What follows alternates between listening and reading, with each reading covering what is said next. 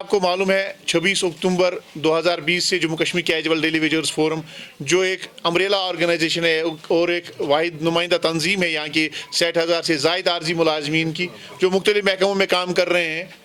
कि बैनर तले पिछले 17 दिन से काम छोड़ हड़ताल जारी है, जिसकी वजह से तमाम महकमों में बुनियादी कामकाज जो है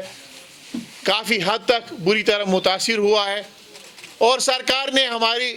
स्ट्राइक को, हमारी हड़ताल को, आमचोड़ हड़ताल को नाकाम बनाने के लिए कई हरबे आजमाए, कई हथकंडे आजमाए और ये तासुर देने की कोशिश की गई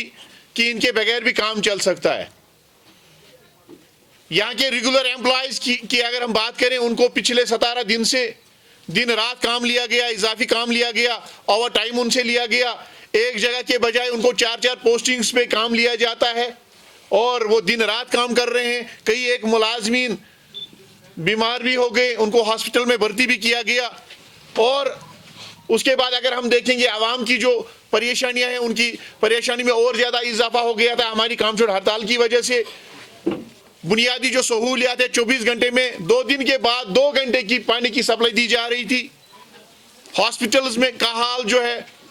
और बाकी डिपार्टमेंट्स का जो हाल है, बुनियादी कामकाज बुरी तरह मुतासिर हो गया था। और हमने इससे पहले भी यहाँ की आवाम से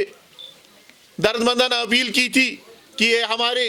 हक का मामला है, ये हमारी रोजी रोटी का मामला है, ये हमारे मासूम बच्चों के मुस्तकबिल का मामला है। पिछले 26 बरस से हम मुस्तकिल के मुंतजिर है। सरकार की टाल मटोल पॉलिसी की वजह से हम मजबूर हो गए ऐसा इकदाम उठाने के लिए। 26 बरस में हमने पहली बार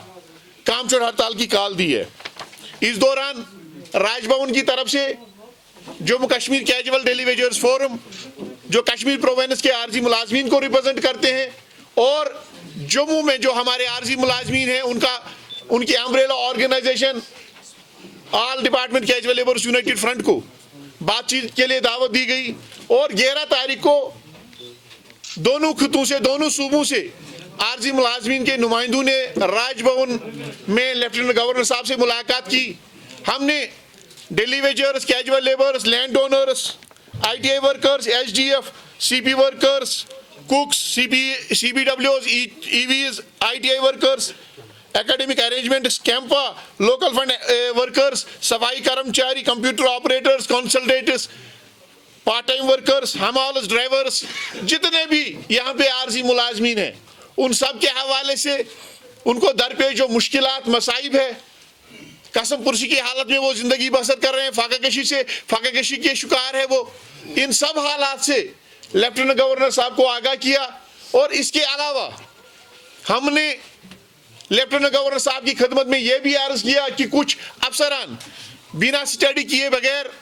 जांच पड़ताल किए बगैर बयानात जारी करते हैं और यहाँ के 60,000 लोगों को जो यहाँ के महकमों का 85% बुनियादी काम चला रहे हैं, उनकी भर्ती अमल को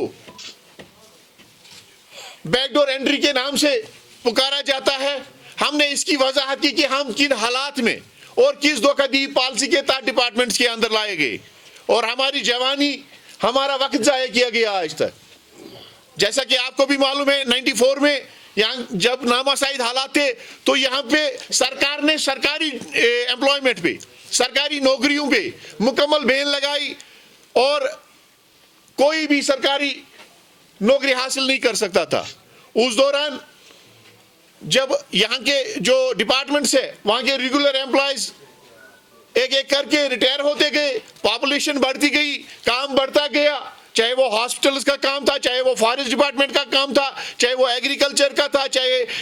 PDD का, PHE का, इरिगेशन फ्लड कंट्रोल का, टूरिज्म का, R&B का, सीरीकल्चर, एग्रीकल्चर, जितने भी यहाँ पे डिपार्टमेंट है, हर एक डिपार्टमेंट में काम बढ़ता गया, काम का बोझ बढ़ता गया। तो सरकार के उस वक्त की मौजूदा DDOs ने, HODs ने, ब्यूरोक्रेट्स ने हमको एक धोखाधड़ी पॉलिसी के तहत मजबूर करके डिपार्टमेंट्स के अंदर लाया कि SRO 64 जो 94 से पहले की था, 7 साल गुजरने के बाद लोगों को रेगुलर किया जाता था। उन्होंने कहा कि आपको 7 साल के बाद रेगुलर करेंगे। उसके बाद 2005 में गवर्नमेंट ऑर्डर नंबर 239F निकाला गया उसके तहत डेली वेजर्स कैजुअल लेबर्स को लगाया गया, उनसे काम लिया गया। उसके बाद कैबिनेट सब कमेटियां इस पे बिठाई गई, इस पे हाउस कमेटियां बिठाई गई, इस पर एसआरओ इशू किए गए, इशू किए गए। सरकार ने इसको उसूली तौर पे माना, on the floor of house इसके हवाले से ऐलान किया गया। यहाँ के honourable prime minister of India Narendra Modi ji ने इस हवाले से ऐलान किया कि इनको इंसाफ फराहम किया जाएगा। और हमने ये सब बातें उनकी नोटिस में लाई, और नोटिस में लाने के बाद हमने ये भी कहा कि हम वही काम जो यहाँ के रेगुलर एम्प्लॉयज कर रहे हैं, रेस्पॉन्सिबिलिटी सेम है, ड्यूटी आवर्स सेम है, असाइनमेंट सेम है, और जो कभी कभार खुदा ना खास्ता अगर कभी एक्शन होती है तो वो सेम वही होती है जो यहाँ के रेगुलर एम्प्लॉयज को होती है। वही काम वही अंजाम, वो भी अंजाम दे रहे हैं और हम भी वही अंजाम दे रहे हैं। उनको 60,000 और 70,000 से माहाना तनख्वाह दी जाती है, हमको कलील तनख्वाह के यूज हमसे बराबर काम लिया जा रहा है, राउंड द क्लॉक काम लिया जा रहा है। जब हमने इन चीज़ों से लेफ्टिनेंट गवर्नर साहब को आगाह किया, और हमने साथ ही उनको जो हमारी जेन्युइन डिमांड्स है, जो हमारी लॉन्ग पेंडिंग डिमांड्स है, जेन्युइन डिमांड्स है, चाहे वो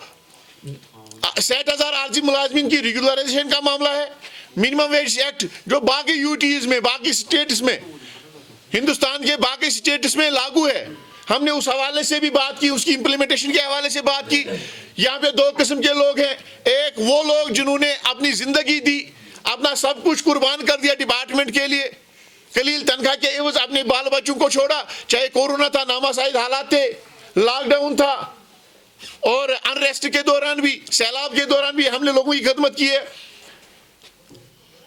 और दूसरे किस्म के लोग वो है जिन्होंने अपना सरमाया दिया, लाखों की कीमत की जमीन दी है, उसके एवज उनको सरकारी नौकरी दी गई है, और कुछ लोगों को अभी नहीं दी गई है। उनकी रेगुलराइजेशन के हवाले से हमने डिमांड रखी। हमने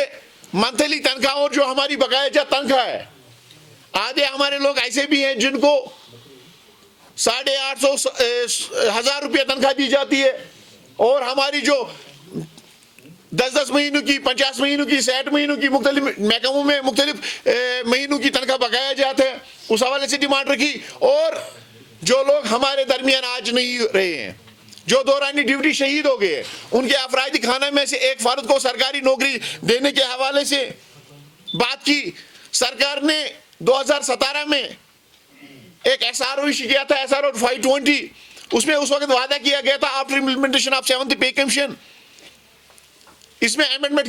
का अमल शुरू किया जाएगा। उसके हवाले से हमने डिमांड रखी। तो वफद को बगौर सुनने के बाद दोस्ताना माहौल में मीटिंग हुई, खुशगवार माहौल में मीटिंग हुई। वफद को बगौर सुनने के बाद लेफ्टिनेंट गवर्नर साहब का यह कहना था कि ये इंसानी मामला है, ये समाजी मामला है। उन्होंने उसूली तौर पे हमारे जो डिमांड्स है उनको जायज ठहराया, उनको तस्लीम किया,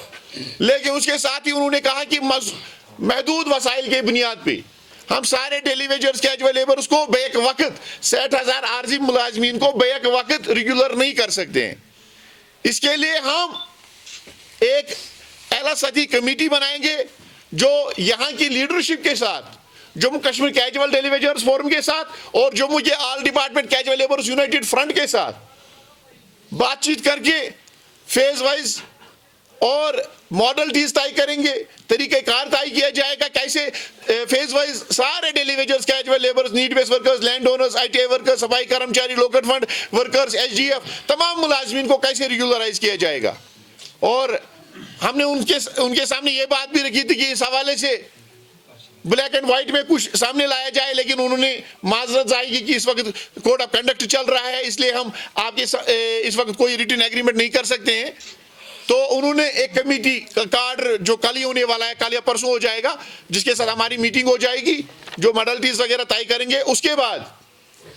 कोड ऑफ कंडक्ट खत्म होने के बाद ही हमें आश्वासन दिया गया, हमें एश्योरेंस दी गई कि कोड ऑफ कंडक्ट खत्म होने के बाद ही रेगुलराइजेशन के हवाले से,